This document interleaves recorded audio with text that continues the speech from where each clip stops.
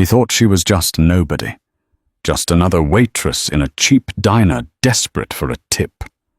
Alessandro Valenti, the most feared capo in New York, laughed in her face, dangling $100 bill like she was a pet. But he didn't expect her to lean in and whisper the one name that had been buried for 20 years. In that split second, the predator became the prey. Who is this girl, and how does she know the secrets that could destroy the entire Valenti empire? You are not ready for the twist in this story. Watch until the end. The rain in Seattle didn't wash things clean. It just made the grime slicker.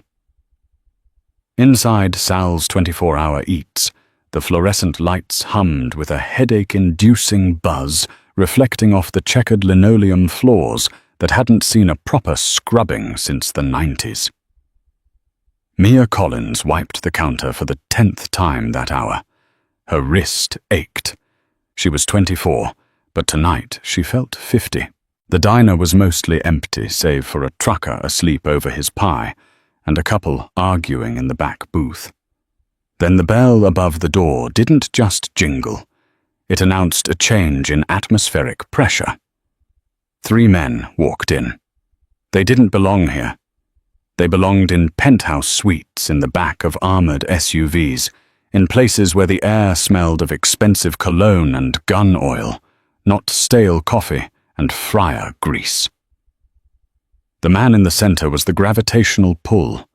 He was tall, wearing a charcoal suit that cost more than the diner's annual revenue. His hair was dark, swept back with precision, and his eyes were the color of cold espresso, dark, bitter, and alert. This was Alessandro Valenti. Mia didn't need to see a news report to know who he was. She felt the danger radiating off him like heat from a furnace. He was the heir to the Valenti crime family, the newly appointed Don of the West Coast operations. He slid into a booth near the window, his 2 guards taking up positions that blocked the exits without making it look obvious. Mia took a breath, smoothed her apron, and grabbed her notepad. Just a customer, she told herself. Just serve the coffee and survive the shift. She walked over, keeping her eyes low, but her posture stiff. Coffee. Alessandro looked up. He didn't smile. He examined her like one might examine a scratch on a Ferrari, a minor annoyance. He noted the frayed hem of her uniform, the tired circles under her eyes, and the cheap name tag that was crooked. 3 coffees, black, and make sure the pot isn't from yesterday. Alessandro said, his voice a smooth baritone that carried a natural command. Fresh pot is brewing. Give me 2 minutes, Mia replied, her voice steady. One of the guards, a brute named Rocco, snickered. She talks back, boss. Alessandro smirked, a cruel, teasing tilt of his lips. He reached into his jacket pocket and pulled out a money clip. He peeled off a fresh, crisp $100 bill and laid it on the sticky table. Then he peeled off another. And another. I'm sure you can make the coffee brew faster if you try, Alessandro drawled, tapping a manicured finger on the stack of cash. That's probably more than you make in a week, isn't it, sweetheart? Dance a little for us? Smile. Maybe I'll tip you enough to fix whatever is happening with your hair. It was a power move, a humiliation tactic he had likely used 1,000 times on people he considered beneath him. He expected her to scramble, to fawn, to blush and grab the money with trembling hands. Mia stared at the money. Then she looked at Alessandro. She didn't blush. The temperature in her eyes dropped to absolute 0. I'm a waitress, Mr. Valenti, Mia said, her voice dropping an octave, losing its customer service sweetness. Not a court jester. And my hair is fine. The silence at the table was deafening. Rocco's jaw dropped. Alessandro's smirk vanished, replaced by a look of genuine confusion, followed quickly by irritation. "You know my name," Alessandro said softly. It wasn't a question. "Everyone knows your name." Mia lied.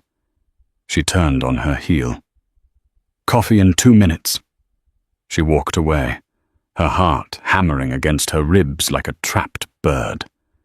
She shouldn't have provoked him. She should have taken the abuse, taken the money, and gone home. But she was tired. She was so tired of running and seeing him sitting there so arrogant, so alive, while her father was rotting in a grave in New Jersey. It snapped something inside her. She returned with the pot. She poured the coffee with a steady hand, despite the 3 pairs of eyes burning holes into her. When she finished pouring Alessandro's cup, he reached out and grabbed her wrist. His grip was like iron, but his touch wasn't violent yet. It was possessive. "You have a sharp tongue," Alessandro murmured, staring into her eyes, searching for fear. "I don't like sharp things. They tend to cut." "Then don't touch them," Mia whispered. Alessandro chuckled darkly. "I think you want the money. You're just playing hard to get. Tell you what.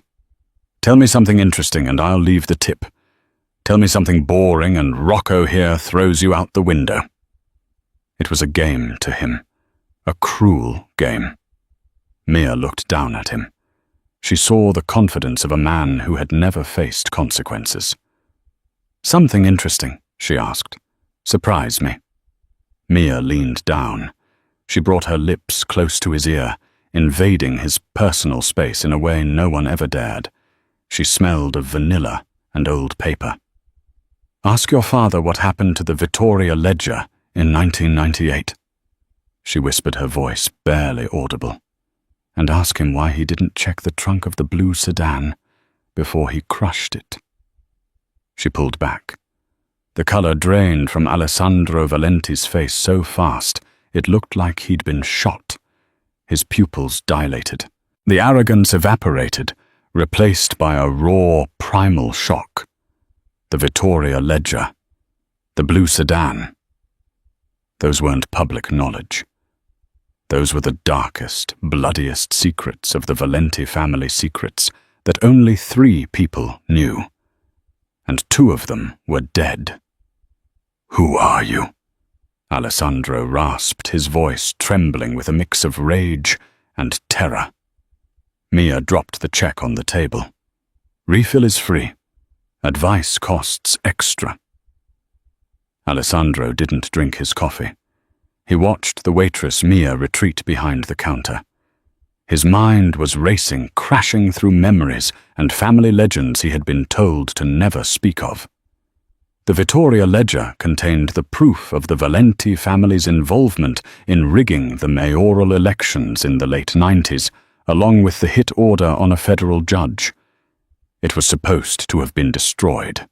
His father, the old Don, swore it was ashes.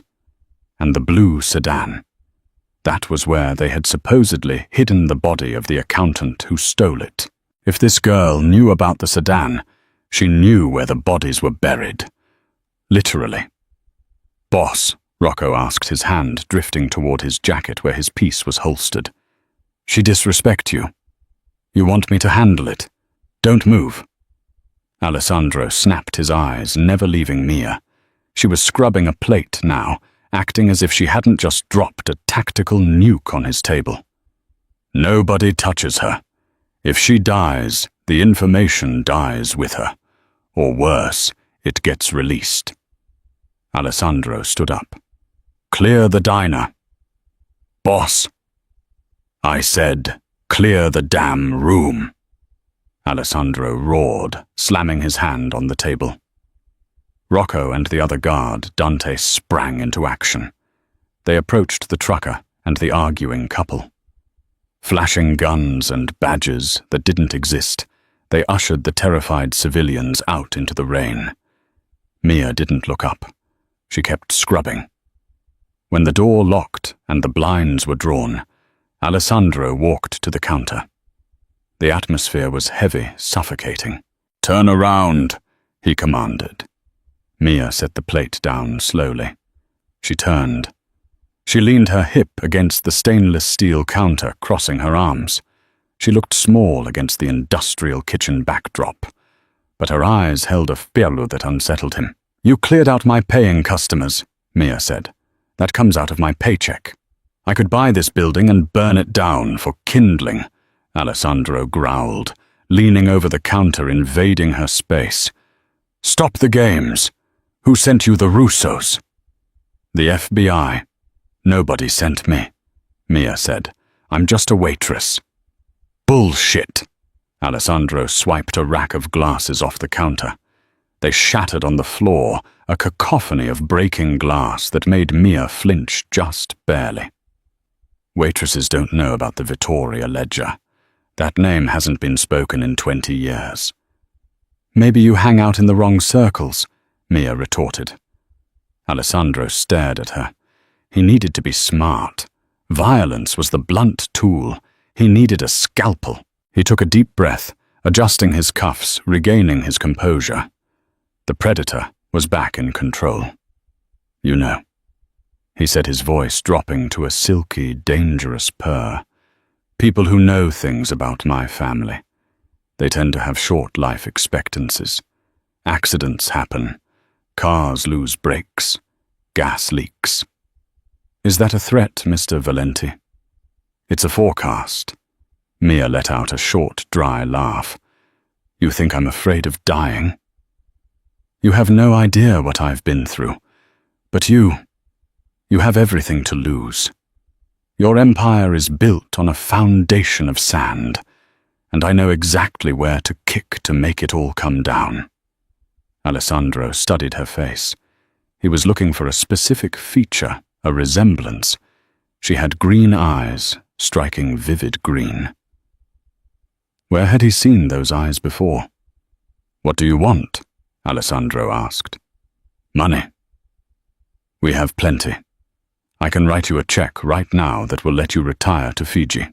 "I don't want your blood money." Mia spat, her composure cracking for a second, revealing a deep, festering wound of hatred. "Then what?" "I want justice," she whispered. Alessandro laughed. It was a harsh sound. "Justice in this city? You're delusional. Maybe. Or maybe I'm just patient." Mia reached under the counter. Instantly, Rocco and Dante had their guns drawn, aimed at her chest. "Easy," Mia said, freezing. "I'm getting a cigarette." She slowly pulled out a pack of cheap menthols and a lighter. She lit one, blowing the smoke toward the ceiling fan. "You have 24 hours, Mia said calmly. "For what?" "To conversation," she said. "Go to the police. Turn over your father. Admit to what happened to Arthur Collins." Alessandro froze again. Arthur Collins, the accountant, the man who stole the ledger, the man in the blue sedan. He looked at Mia, really looked at her, the shape of her jaw, the nose, and those green eyes. "Collins," Alessandro muttered. "You're his daughter. You're the little girl. The one who ran away." Mia didn't answer. Her silence was confirmation enough. "My father looked for you for 10 years, Alessandro said, a strange mix of awe and horror in his voice. "He thought you died in the foster system." "He wished I died," Mia corrected. "But I survived. I waited. I watched. And now I'm serving you coffee." Alessandro realized the gravity of the situation. This wasn't a random leak. This was a vendetta. A 20-year-old vendetta orchestrated by a girl who had nothing left to lose. He couldn't kill her. If she had set this up, she had a dead man's switch. If she didn't check in with someone, the information would leak. "You think you can blackmail the Valenti family?" Alessandro asked, stepping around the counter. He moved slowly like a wolf circling a trap. "I'm not blackmailing you. I'm giving you a chance to clear your soul," Mia said, though her hand trembled slightly as he got closer. He stopped inches from her. He could smell the fear coming off her now, mixed with the vanilla. She was terrified, but she was standing her ground. He admired that. He hated it, but he admired it. "My soul is already owned, Cara," Alessandro whispered. "But yours is still up for grabs." He reached out and took the cigarette from her lips, tossing it into the sink. "Grab her," Alessandro ordered. "What?" Mia's eyes widened. "If you touch me, the email goes out. The press, the feds, they get everything." "I'm counting on it," Alessandro said grimly. "But I can't let you walk out of here. You're coming with me." "No." Mia reached for a knife on the magnetic strip, but Alessandro was faster. He pinned her wrists against the counter, his body pressing hers into the cold steel. The contact sent a jolt of electricity through both of them. It wasn't just violence, it was chemistry, volatile, toxic chemistry. "Let me go," she screamed. "Not a chance," Alessandro growled. "Rocco, bring the car around to the back. We're taking a little trip." "Where?" Dante asked. Alessandro looked down at Mia, his eyes burning into hers. "To the safe house. If she knows about the sedan, she knows where the bodies are. I need to know what else is in that pretty little head of hers before I decide whether to kiss her or kill her." The ride was silent and swift. Mia sat in the back of the armored SUV, sandwiched between Alessandro and the locked door. Her hands weren't bound. Alessandro didn't want to draw attention, but the threat was implicit. She watched the city blur by. The neon lights of downtown faded, replaced by the dark, winding roads leading up to the cliffs. The safe house. She knew about it from her father's notes, but she had never seen it. "You're making a mistake," Mia said, staring out the window. "My contact expects a call by midnight. It's 10:00 p.m. Alessandro checked his watch, a diamond-encrusted Patek Philippe. "We have 2 hours to negotiate." "There is no negotiation. There is always a negotiation," Alessandro replied smoothly. He turned to look at her. In the dim light of the passing street lamps, her profile was sharp, beautiful, and tragic. "Why didn't you just go to the police? Why come to me? Why the dramatics in the diner?" Mia turned to him. "Because the police are on your payroll, Alessandro. We both know that. Captain Miller, Judge Henderson. They all eat from your hand." Alessandro conceded the point with a slight nod. "True. So you came to the devil to ask for salvation." "I came to see if the son was as rotten as the father," she said quietly. The car slowed, turning through a massive iron gate. The safe house was a fortress disguised as a modern mansion. Concrete walls, bulletproof glass, and armed guards patrolling the perimeter with Rottweilers. They pulled into the underground garage. Rocco opened the door.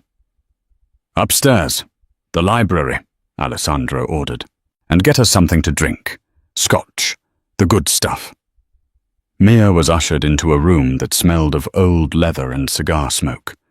It was masculine, imposing, and terrifyingly silent.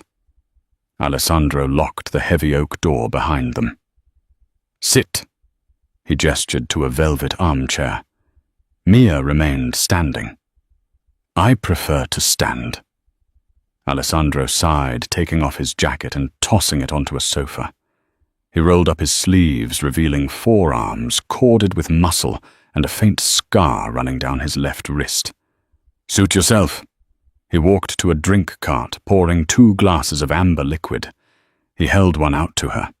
"I don't drink with kidnappers." "Suit yourself," he repeated, downing the shot in one go. He slammed the glass down. "Okay, Mia Collins, let's lay the cards on the table. You know about the Vittoria Ledger. You know about the sedan. What else? I know about the shipment coming in next Tuesday at the docks. Container 404, Mia said, watching his reaction closely. Alessandro's eyes narrowed. That was top-secret intel. Only his inner circle knew about the shipment of unregistered firearms coming from Eastern Europe. You have a rat in my organization, Alessandro deduced. Who is it? I don't have a rat. I have my father's journals. He documented everything. He predicted your father's moves years in advance. He knew how the Valentis think. You're predictable. Predictable. Alessandro stepped closer, the dangerous glint returning to his eyes. You think I'm predictable? You're a thug in a suit. Mia said, her voice shaking slightly, but her chin held high. You use fear to get what you want. It's boring. Alessandro moved faster than she expected. He closed the distance, trapping her against the heavy bookshelves. He placed his hands on the shelves on either side of her head, boxing her in. He was close. Too close. She could feel the heat radiating from his chest. She could see the flecks of gold in his dark eyes. If I were just a thug, Alessandro whispered, his voice rough, you would be dead already. Rocco would have put a bullet in your head in the alley behind the diner. But you're here, drinking my air. Why? Mia's breath hitched. Because you're afraid of the information. No, Alessandro said, leaning in until his nose brushed hers. Because you intrigue me. You're the first person in 5 years who has looked at me with something other than fear or greed. You look at me with hate. It's refreshing. Mia felt a confusing surge of adrenaline. This man was a monster. He was the son of the man who ruined her life. But standing this close to him, feeling the raw power he exuded, was intoxicating. You're sick, she breathed. I'm a Valenti, he countered. Same thing. He reached out his hand, grazing her cheek. His thumb traced her lower lip. Mia forgot to breathe. Tell me, Mia, he murmured, his gaze dropping to her lips. If I kiss you, will you bite me? Try it and find out, she challenged, though her voice lacked the conviction it had in the diner. The air in the room was thick with tension. It was a wire pulled so tight it was about to snap. Alessandro leaned in, closing the gap. Bang! The door to the library was kicked open. Alessandro spun around, placing himself in front of Mia, instantly a gun appearing in his hand as if by magic. It was Rocco. But Rocco looked pale. He was holding a phone. Boss, you need to take this, Rocco stammered. I'm busy, Alessandro roared, keeping the gun pointed at the door. It's your father, Rocco said. The Don. He knows she's here. Alessandro went still. He lowered the gun slowly. He looked back at Mia, his expression unreadable. How does he know? Alessandro asked quietly. He says he's been tracking her for weeks. He says she led you right into a trap. Alessandro turned to Mia. The softness was gone. The curiosity was gone. The cold espresso eyes were back. Is that true? He demanded. Did you lead me here? Is this part of a plan? Mia looked confused. No, I told you I came alone. Alessandro snatched the phone from Rocco. Father. A rasping, wheezing voice came through the speaker loud enough for Mia to hear. Alessandro, you foolish boy, you brought the rat into the pantry. She isn't just the accountant's daughter. She's working with the Russians. Kill her. Now. Alessandro looked at Mia. The gun in his hand felt heavy. I'm not, Mia screamed. I swear I hate the Russians as much as I hate you. He's lying. He wants me dead because I know the truth about him. Not you. Do it, Alessandro, the old Don commanded. Show me you are ready to lead. Put a bullet in her heart. Alessandro looked at the woman trembling against the bookshelf. He looked at the gun. He looked at Rocco, who was waiting for the order. He raised the gun. He aimed it right at Mia's chest. Mia squeezed her eyes shut. This is it, she thought. I failed. Click. The sound of the safety being disengaged echoed in the silent room. The gunshot was deafening in the enclosed space of the library. Mia screamed, flinching away, expecting the burning end of a bullet tearing through her chest. But the pain never came. Instead, the expensive smartphone in Rocco's hand exploded into a shower of plastic and glass shards. Alessandro hadn't shot her. He had shot the phone. Rocco stared at his empty, stinging hand, then up at his boss, his mouth agape. Boss, what the hell? My father is losing his touch. Alessandro said, his voice terrifyingly calm as he kept the smoking gun trained on Rocco. He's sloppy. He called on an unsecured line. He demanded a hit inside a safe house without verifying the target. That's not the Don I know. That's a desperate old man covering his tracks. He gave an order, Alessandro. Rocco said, his loyalty wavering between the father and the son. If you don't do it, he sends the cleaners. You know the protocol. I know the protocol better than you, Alessandro snapped. He moved to Mia, grabbing her arm. Get up. We're leaving. Leaving? Mia stammered, her ears still ringing. Why didn't you kill me? Because you were right, Alessandro said, his eyes scanning the room for exits. If he wants you dead this badly, it's not because you're a spy. It's because you have the truth, and my father has been lying to me for 20 years. He dragged her toward the French doors leading to the terrace. Rocco! Alessandro barked over his shoulder. You have two choices. You stay here.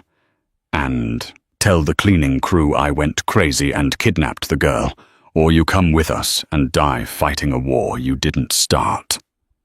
Rocco looked at the shattered remains of the phone, then at the man he had served since they were teenagers. He pulled his own gun, checked the chamber, and sighed. I always hated the cleaning crew.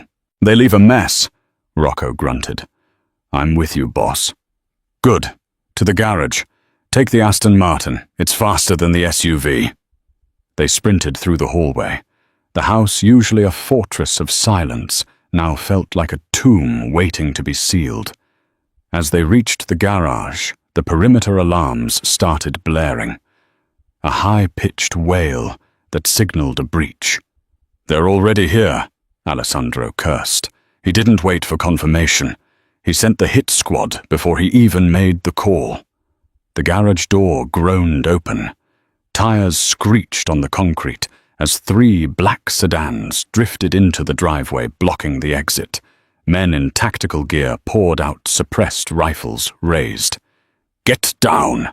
Alessandro shoved Mia behind a concrete pillar just as the air filled with the thwip, thwip, thwip of suppressed gunfire. Bullets chipped away at the stone, sending dust into their eyes. Mia was hyperventilating. This wasn't a movie.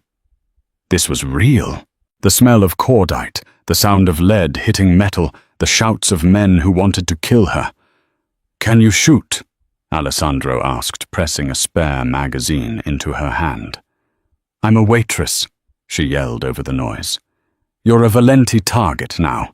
Upgrade your skill set. He handed her a snub-nosed revolver from his ankle holster. Point and squeeze. Don't hit me or Rocco. Alessandro popped out from behind the pillar, firing with lethal precision. 2 of the attackers dropped. Rocco was providing covering fire from behind the hood of the Aston Martin.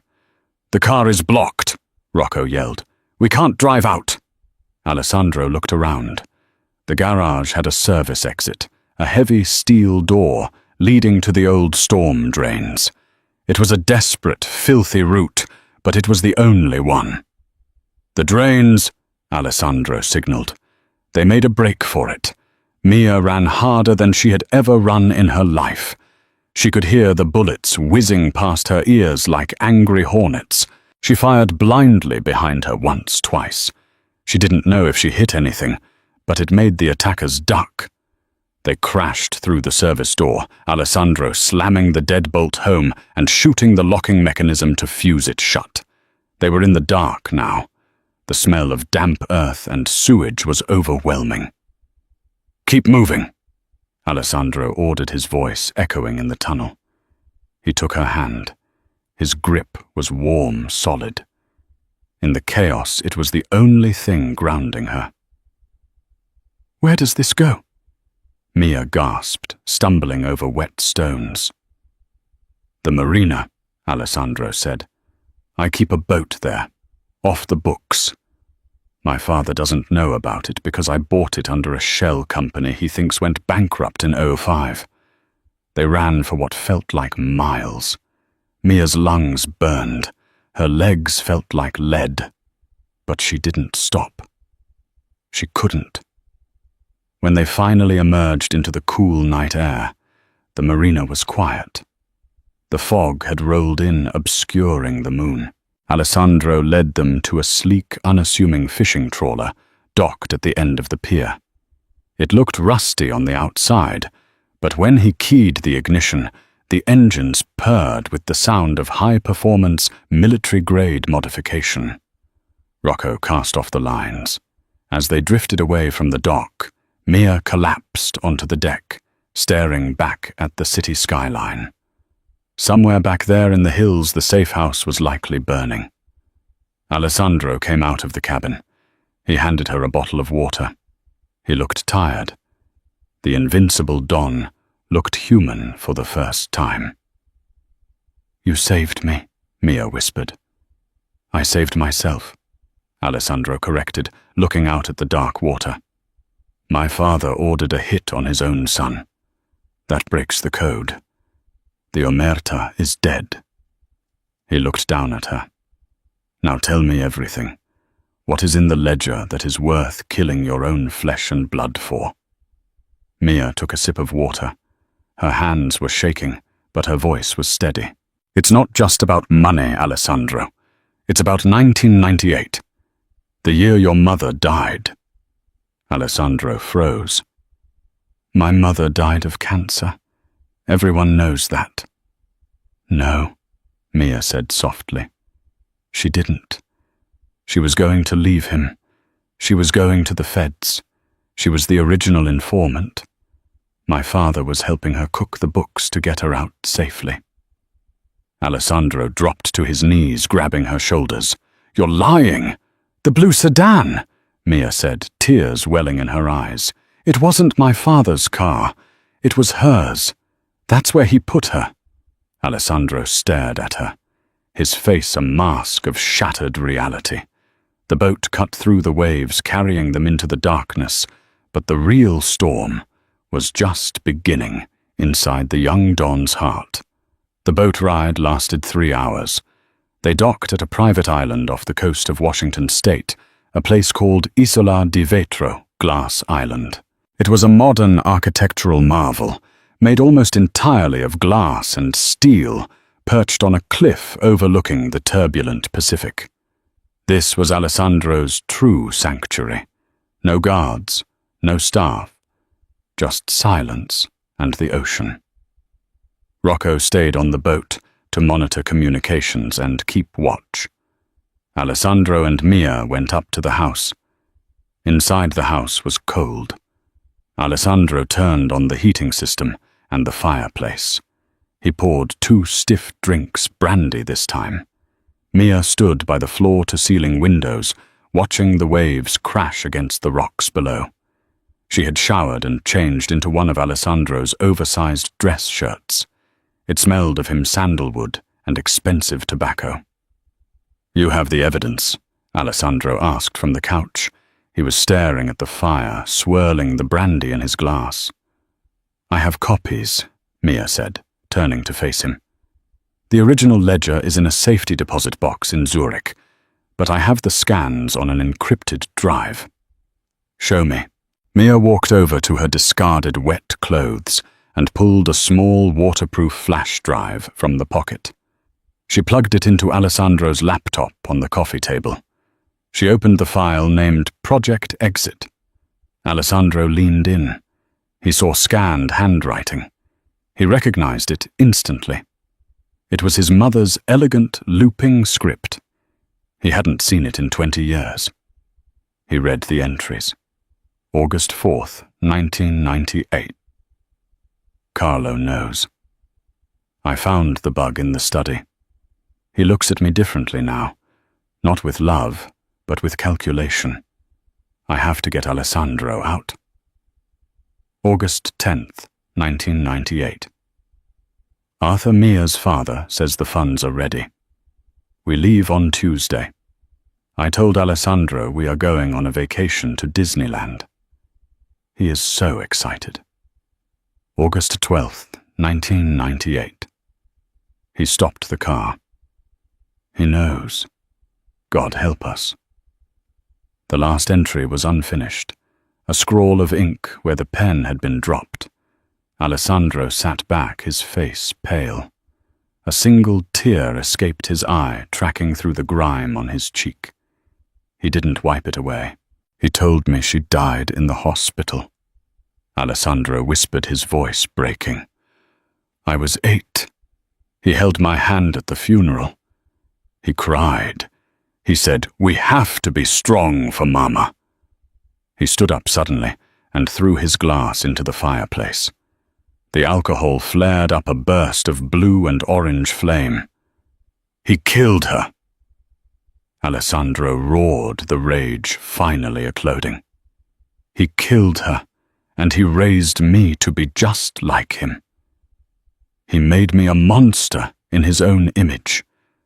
He paced the room like a cold animal. He was vibrating with energy, destructive and raw. Mia didn't flinch. She walked up to him and placed a hand on his chest. You are not him. Alessandro looked down at her. His eyes were wild. How can you say that I threatened you? I kidnapped you. I have blood on my hands, Mia. Gallons of it. You are not him, she repeated firmly. He killed to protect his power. You fight to protect... What did he... I don't know anymore. He confessed, his shoulders slumping. He covered her hand with his. I have nothing. My family is a lie. My empire is a graveyard. You have the truth now, Mia said. And you have a choice. The atmosphere shifted. The anger in the room dissipated, replaced by a magnetic pull that had been building since the diner. They were two orphans of the same war, standing in a glass house at the edge of the world. Alessandro looked at her, really looked at her. He saw the strength beneath the exhaustion. He saw the little girl who lost her father, growing up to be the woman who would save him. Why didn't you run? He asked softly. In the garage. You could have run into the dark. I told you, Mia whispered, stepping closer. I want justice, and I didn't want to leave you alone with him. Alessandro let out a ragged breath. He cupped her face in his hands. His thumbs brushed away a smudge of dirt on her cheek. You are dangerous, Mia Collins, he murmured. More dangerous than any gun. He kissed her. It wasn't gentle. It was desperate, fueled by adrenaline and grief, and a sudden, overwhelming need to feel something other than betrayal. Mia kissed him back with equal force, her hands tangling in his hair. It was a clash of two worlds colliding. The waitress and the Don. The victim and the villain. He lifted her up, sitting her on the edge of the heavy oak table. The laptop, the evidence of their tragic past, sat beside them, forgotten for the moment. "I will burn his world down," Alessandro vowed against her lips, "for what he did to them, for what he did to us." Mia corrected him, breathless. "We will burn it down." For the rest of the night, the storm raged outside, battering the glass walls, but inside they found a temporary peace in each other. It was the calm before the war. Morning came with a steel-grey sky. The romance of the night before had crystallized into a cold, hard resolve. Alessandro stood on the deck, dressed in a fresh tactical suit he kept at the safe house. He was cleaning a semi-automatic rifle. The transformation was complete. The confused sun was gone. The warlord had returned, but this time his target was his own throne. Mia walked out holding 2 mugs of coffee. She wore a black sweater and jeans she found in the closet, likely belonging to one of Alessandro's ex-flings, but she didn't care. "Rocco has updates," Alessandro said without looking up. "My father has declared war. He's put a bounty on my head. $10 million. Open contract. Every hitman from Chicago to Naples is looking for us." "That's a lot of money," Mia said dryly. "I should have turned you in." Alessandro smirked, a genuine one this time. "You missed your chance. Now you're an accomplice. So what's the plan?" "We can't hide," Alessandro said, snapping the rifle back together.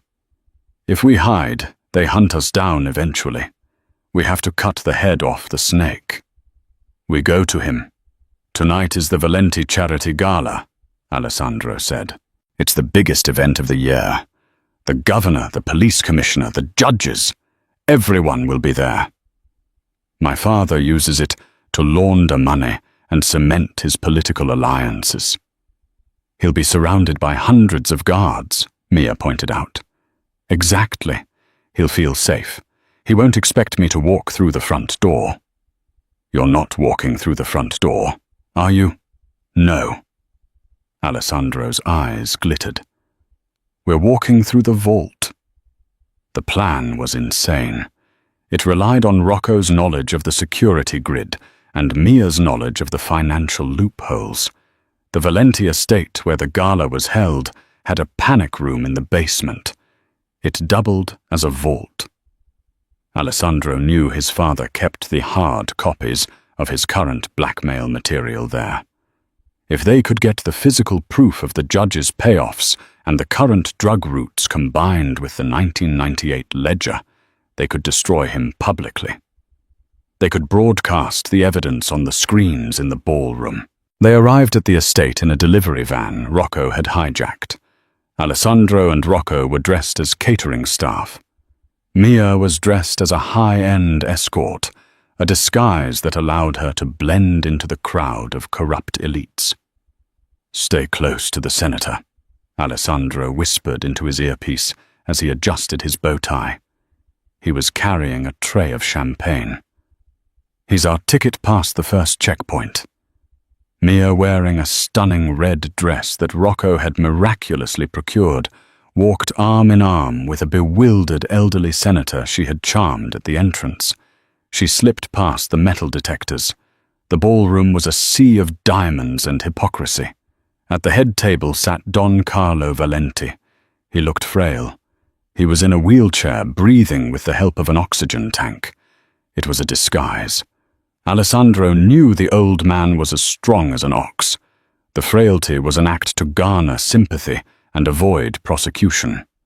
Mia felt a chill run down her spine as she looked at him, the man who killed her father.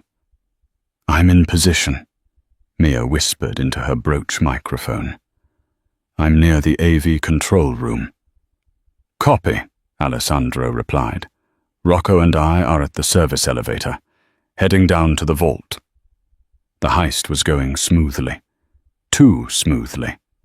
Alessandro and Rocco incapacitated the 2 guards at the vault entrance with silencers foot. They dragged the bodies into a closet. Alessandro used his thumbprint to open the first door. His father hadn't revoked his biometric access yet, arrogance or an oversight. They entered the antechamber. Alessandro began drilling into the physical lock of the inner vault. Meanwhile, upstairs, Mia was sweating. She had to upload the files to the gala's projector system. She slipped into the empty AV room. She plugged in the drive. Upload 10%? 20%. Suddenly, the door to the AV room opened. Mia froze. It wasn't a guard. It was Don Carlo himself. He wasn't in his wheelchair. He was standing holding a cane with a golden lion's head handle. He was flanked by 4 massive bodyguards. "Hello, my dear." Don Carlo smiled. It was a reptilian smile. "Did you really think I didn't see my own son entering the building I taught him how to sneak? I know his footsteps." Mia backed up against the mixing desk. "You knew." "I knew everything," Carlo wheezed. "I let you get this far. It makes the victory sweeter." He tapped his cane on the floor. "Cut the feed." One of the guards smashed the laptop. The upload failed at 85%. "Bring her," Carlo ordered. "Let's go down to the vault. I want Alessandro to see you die before I kill him." Down in the vault, the heavy steel door swung open. Alessandro smiled. "We're in." He stepped inside, ready to grab the files. But the vault was empty. No shelves, no money, no files. Just a single chair in the center of the room. And on the chair sat a tablet displaying a live video feed. It was Mia held at gunpoint by his father's men in the ballroom kitchen. Alessandro's blood ran cold. "It's a trap," Rocco whispered, raising his gun.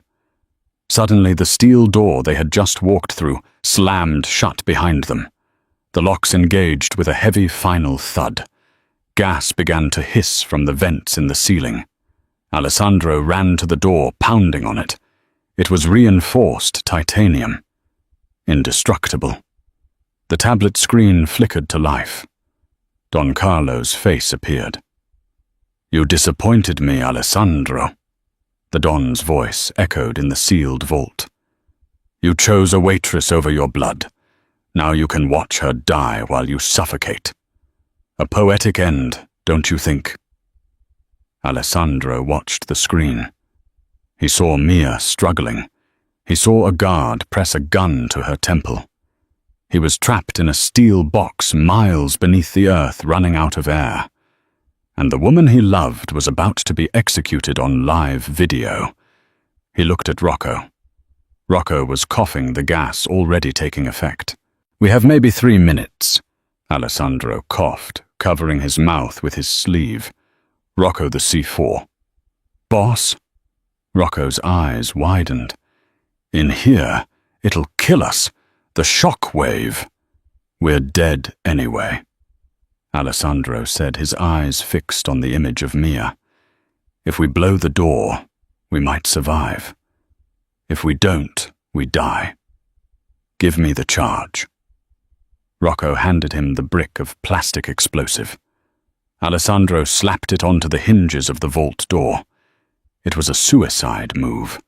The pressure in such a small room would rupture their eardrums, maybe their lungs.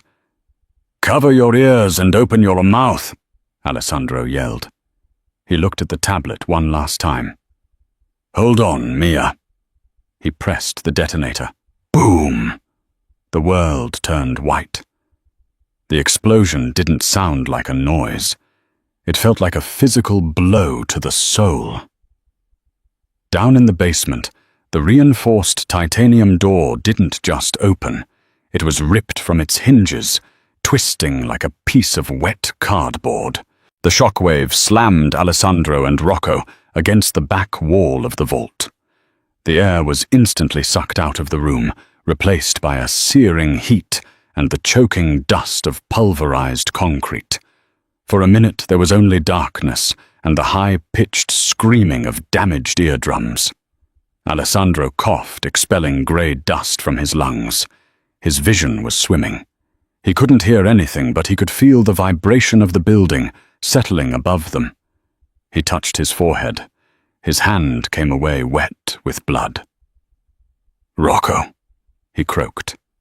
The sound was muffled, as if he were speaking underwater.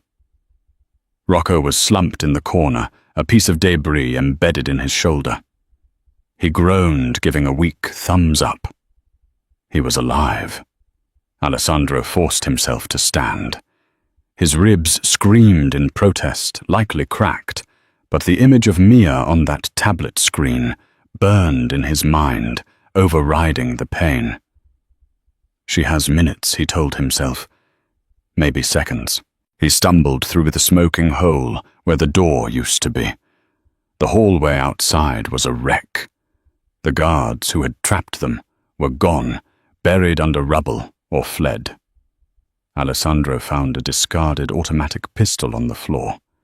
He checked the clip. Full. He didn't run. He couldn't. He walked with the slow, terrifying purpose of a dead man walking. He moved through the service corridors, climbing the stairs toward the ballroom. With every step, he shed the identity of the Mafia Don. He was no longer a king protecting a kingdom. He was a man burning it to the ground to save the only thing that mattered. Upstairs, the gala had turned into a scene of controlled chaos. The floor had shuddered violently when the bomb went off, causing crystal chandeliers to sway dangerously and champagne towers to shatter. "Earthquake!" someone had screamed. But Don Carlo Valenti remained calm. He stood on the raised stage at the front of the ballroom, gripping his cane with white-knuckled intensity. He knew what that tremor was. It was the sound of his problems being buried. He signaled to his guards. They dragged Mia out from the wings. She was bruised, her red dress torn at the shoulder, but her head was high.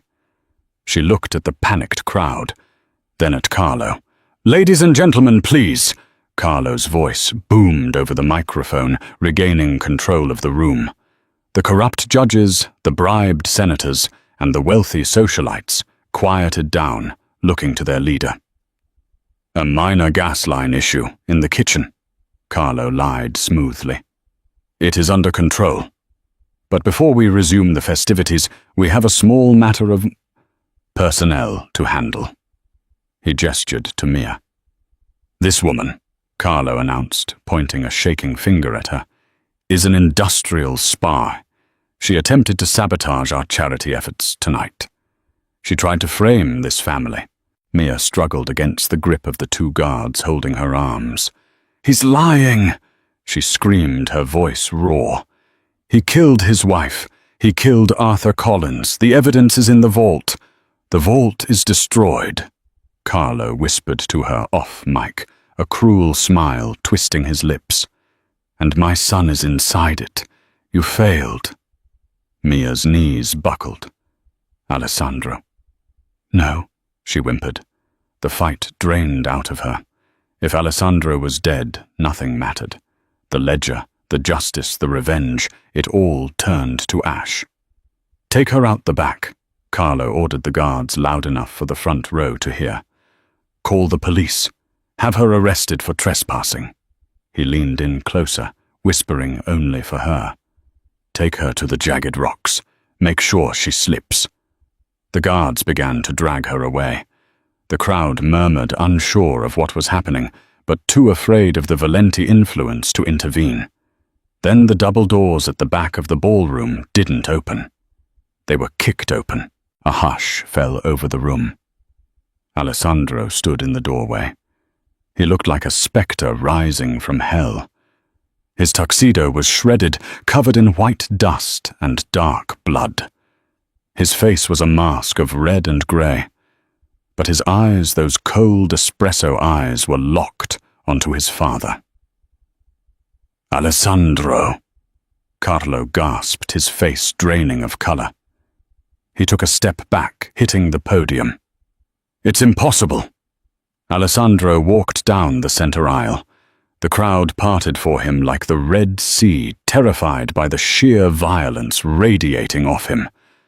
"Let her go," Alessandro said. His voice wasn't loud, but in the silent room it carried like a thunderclap. The guards holding Mia hesitated. They looked at the battered man walking toward them, then at the old man on the stage. "Kill him!" Carlo shrieked, his composure shattering.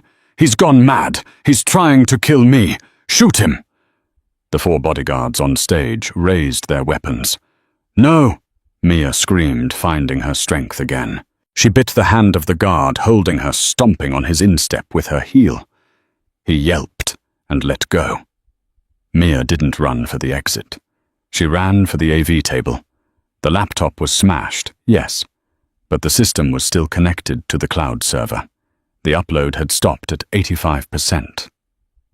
"Come on, come on," she prayed, her fingers flying over the mixing console. She didn't need the laptop. She just needed to unmute the audio channel she had queued up before they caught her. Alessandro kept walking. The guards opened fire. Bang bang, Alessandro didn't flinch. He raised his own weapon and fired 2 precise shots. 2 guards dropped.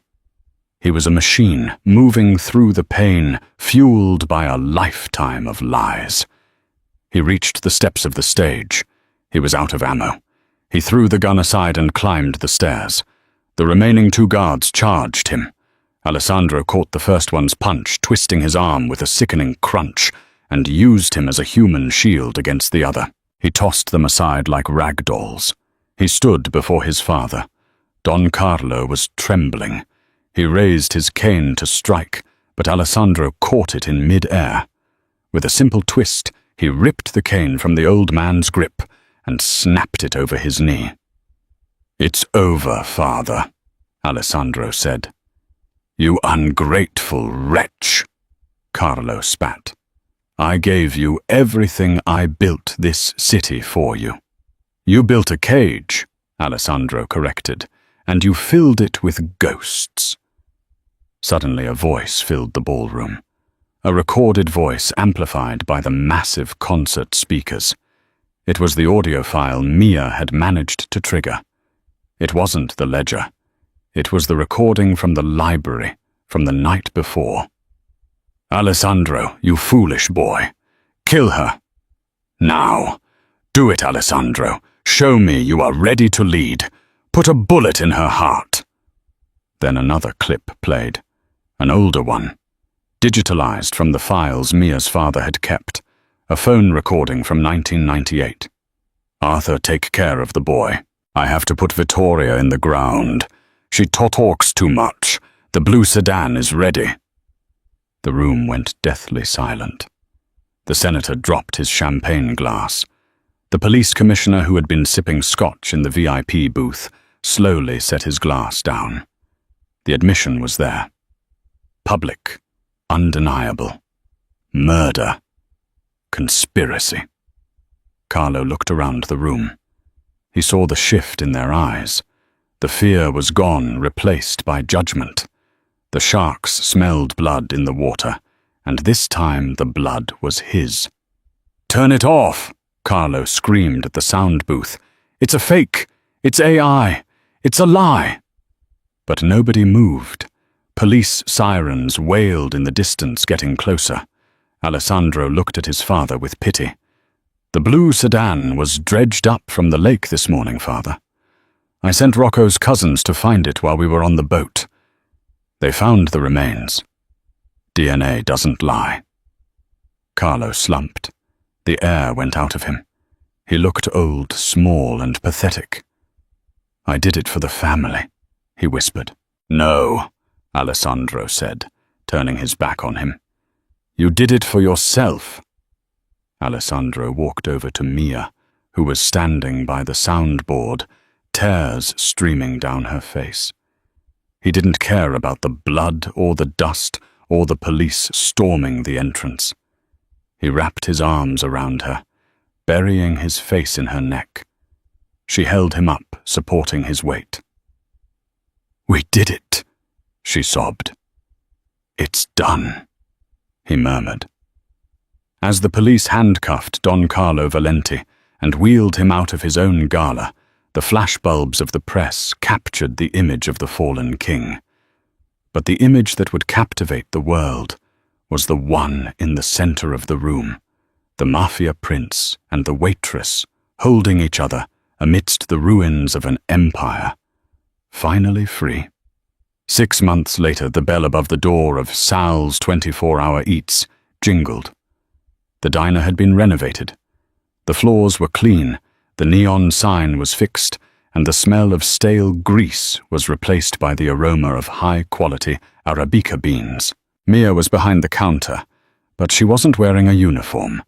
She was looking over the ledger, the legitimate ledger for the business she now owned. The door opened, and a man walked in. He wore a simple leather jacket and jeans. No suit, no bodyguards. The scars on his face had faded, but they added a rugged character to his handsome features. Alessandro. He walked to the counter and sat on a stool. "Coffee?" Mia asked, smiling. "Only if it's fresh," he replied, a playful glint in his eyes. "Brewed it myself." She poured him a cup. "How did it go?" "The lawyers say the asset liquidation is complete," Alessandro said, taking a sip. "The Valenti crime syndicate is officially defunct. The money from the auction of the estate has been donated to the victims' families' fund." "All of it. Every cent," Alessandro said. "I kept enough to buy a small house up the coast, and a boat, a real fishing boat this time." He reached across the counter and took her hand. "But I'm missing a first mate." Mia looked around the diner. It was her life. But looking at Alessandro, she realized her life wasn't about the place anymore. It was about the person. "I think Sal can manage the place without me," Mia said, untying her apron. "He's been looking for a promotion." She tossed the apron onto the counter. "Where are we going?" she asked. Alessandro didn't pull out a stack of cash this time. He pulled out a ring, simple, elegant, with no blood diamonds, just a promise. "Anywhere we want," he said. "No secrets, no shadows, just us." Mia leaned over the counter and kissed him. It tasted like coffee rain and freedom. Outside, the rain washed over Seattle, but for the first time in 20 years, the city felt clean. And that is the incredible end to the story of the mafia boss and the waitress. From a tense encounter in a diner to bringing down an entire empire, Alessandro and Mia proved that the truth is the most dangerous weapon of all. I hope you enjoyed this roller coaster of drama, romance, and justice. If you loved this story, please hit that like button. It really helps the channel. What did you think of Alessandro's redemption? Did Don Carlo get what he deserved? Let me know your thoughts in the comments below. And if you haven't already, subscribe and turn on notifications. I have another story coming next week about a billionaire who banned his own mother from his wedding. You won't believe the reason why. Thanks for watching, and see you in the next video.